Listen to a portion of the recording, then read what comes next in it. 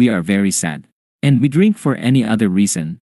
When the Americans recaptured the Philippines, they built an air base a few miles from our barrio. Yankee soldiers became very common sight. I met a lot of GIs and made many friends. I could not pronounce their names. I could not tell them apart. All Americans looked alike to me. They all look white. One afternoon was plowing our rice field with our carabao named Datu. I was barefooted and stripped to the waist. My pants that were made from abaca fibers and woven on homemade looms were rolled up to my knees. My bolo was at my side. An American soldier was walking on the highway. When he saw me, he headed toward me. I stopped plowing and waited for him. I noticed he was carrying a half-pint bottle of whiskey. Whiskey bottles seemed part of the American uniform. "Hello, my little brown brother," he said, patting me on the head. "Hello, Joe," I answered. All Americans are called Joe in the Philippines. "Oh hell, you know where I could buy more whiskey?" "I am sorry, Joe," I replied. "There are no bars in this barrio." "Here, have a swig. You have been working hard," he said, offering me his half-filled bottle. "No, thank you, Joe," I said. "We Filipinos are mild drinkers." "Well, don't you drink at all?" "Yes, Joe, I drink, but not whiskey." "What the hell do you drink?" "I drink lambanog." "Jungle juice, eh?" "I guess that is what the GIs call it." "You know where I could buy some?" "I have some you can have, but I do not think you will like it." "I'll like it alright. Don't worry about that. I have drunk everything: whiskey, rum, brandy, tequila, gin, champagne, sake, vodka." He mentioned many more that I cannot spell. "I not only drink a lot, but I drink anything. I drank Chanel No. 5 when I was in France. In New Guinea I got soused on Williams shaving lotion. When I was laid up in a hospital I pie-eyed with medical alcohol. On my way here on a transport I got stoned on torpedo juice. You ain't kidding when you say I drink a lot. So let's have some of that jungle juice, eh?" "All right," I said.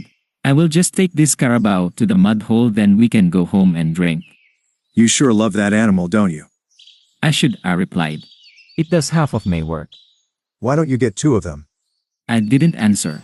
I unhitched Datu from the plow and led him to the mud hole. Joe was following me. Datu lay in the mud and was going. Flies and other insects flew from his back and hovered in the air. A strange warm odor rose out of the muddle. A carabao does not have any sweat glands except on the nose. It has to wallow in the mud or bathe in a river every 3 hours. Otherwise it runs amok. Datu shook his head and his widespread horns scooped the muddy water on his back. He rolled over and was soon covered with slimy mud. An expression of perfect contentment came into his eyes. Then he swished his tail and Joe and I had to move back from the mud hole to keep from getting splashed. I left Datu in the mud hole. Then turning to Joe, I said, "Let us go," and we proceeded toward my house. Joe was cautiously looking around. "This place is full of coconut trees," he said. "Don't you have any coconut trees in America?" I asked. "No. He replied. Back home we have the pine tree." "What is it like?" "Oh, it is tall and stately. It goes straight up to the sky like a skyscraper. It symbolizes America." "Well," I said, "the coconut trees symbolize the Philippines. It starts up to the sky, but then its leaves sway down the earth, as if remembering the land that gave it birth. It does not forget the soil that gave it life." In a short while, we arrived in my nipa house. I took the bamboo ladder and leaned it against a tree, then climbed the ladder and picked some calamansi. "What's that?" Joe asked. "Philippine lemon," I answered. "We will need this for our drinks." "Ooh, chasers." "That is right, Joe. That is what the soldiers call it." I filled my pockets and then went down. I went to the garden well and washed the mud from my legs. Then we went up a bamboo ladder to my hut. It was getting dark, so I filled a coconut shell, dipped the wick in the oil and lighted the wick. I unstrapped my bolo and hung it on the wall. "Please sit down, Joe," I said. "Where?" he asked, looking around. "Right there," I said, pointing to the floor. Joe sat down on the floor. I sliced the calamansi in halves, took some rough salt and laid it on the foot-high table. I went to the kitchen and took the bamboo tube where I have kept the lambanog. Lambanog is a drink extracted from the coconut tree with pulverized mangrove bark thrown in to prevent spontaneous combustion. It has many uses. We use it as a remedy for snake bites, as counteractive for malaria chills, as an insecticide and for tanning carabao hide. I poured some lambanog on 2 polished coconut shells and gave one of the shells to Joe. I diluted my drink with some of Joe's whiskey. It became milky. We were both seated on the floor. I poured some of my drink on the bamboo floor. It went through the slits to the ground below. Hey, what are you doing? Said Joe. Throwing good liquor away. No, Joe, I said.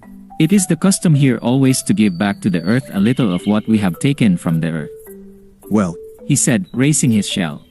here's to the end of the war. Here is to the end of the war, I said, also lifting my shell.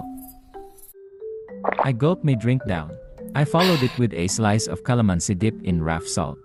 Joe took his drink, but reacted in a peculiar way. His eyes popped out like a frog's and his hand clutched his throat. He looked as if he had swallowed centipede. Quick, a chaser. He said. I gave him a slice of calamansi dip in unrefined salt. He squirted it in his mouth. But it was too late. Nothing could chase her. The calamansi did not help him. I don't think even coconut would have helped him. What is wrong, Joe? I asked. Nothing. He said. The first drink always affects me this way. He was panting hard and tears were rolling down his cheeks. Well, the first drink always acts like a minesweeper, I said, but this second one will be smooth. I filled his shell for the second time. Again, I diluted my drink with Joe's whiskey. I gave his shell. I noticed that he was beaded with perspiration. He had unbuttoned his collar and loosened his tie. Joe took his shell, but he did not seem very anxious. I lifted my shell and said, "Here is to America." I was trying to be a good host. Here's to America. Joe said. We both killed our drinks. Joe again reacted in a funny way. His neck stretched out like turtles. And now he was panting like carabao gone berserk. He was panting like carabao gone amok. He was grasping his tie with one hand. Then he looked down on his tie, threw it to one side, and said, Oh Christ, for a while I thought it was my tongue. After this he started to tinker with his teeth. What is wrong, Joe? I asked, still trying to be a perfect host. Plenty, this damn drink has loosened my bridge work. As Joe exhaled, a mutt flying around the flickering flame fell dead. He stared at the dead mutt and said, And they talk of DDT. Well, how about another drink? I asked. It is what we came here for. No thanks. He said. I'm through. Okay, just one more. I poured the juice in the shells and again diluted mine with whiskey. I handed Joe his drink. Here's to the Philippines. He said. Here's to the Philippines, I said. Joe took some of his drink.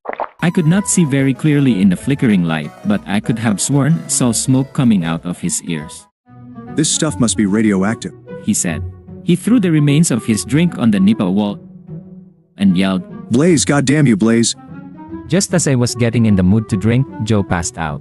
He lay on the floor flat as a starfish. He was in a class all by himself. I knew that the soldiers had to be back in their barracks at a certain time, so decided to take Joe back. I tried to lift him. It was like lifting a carabao. I had to call 4 of my neighbors to help me carry Joe. We slung him on top of the carabao. I took my bolo from the house and strapped it on my waist. Then proceeded to take him back.